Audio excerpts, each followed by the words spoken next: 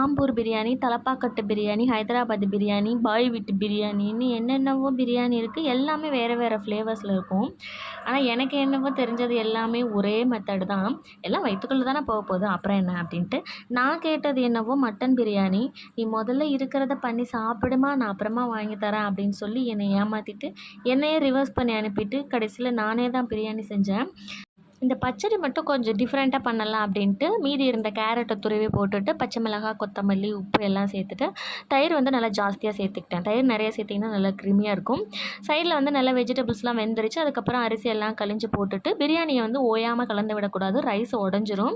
3 time தான் கலந்து விடணும். நீங்கள் ரைஸ் சேர்த்துட்டு ஒருக்க கலந்து விடணும், அப்புறம் தம்மு போடுறதுக்கு முன்னாடி தம் பிரிக்கும் போது ஒருக்க கலந்து விடணும். அவ்வளோதான், பிரியாணி சூப்பராக நமக்கு உதிரி உதிரியாக ரெடி ஆகிடுச்சு. இன்றைக்கி நமக்கு கிடைச்சது இந்த சாம்பார் சோறு தாங்கிற மாதிரி எனக்கு இன்றைக்கி கிடச்சது இந்த வெஜ் பிரியாணி தான். அதையே லஞ்சுக்கு பேக் பண்ணி கொடுத்தாச்சு.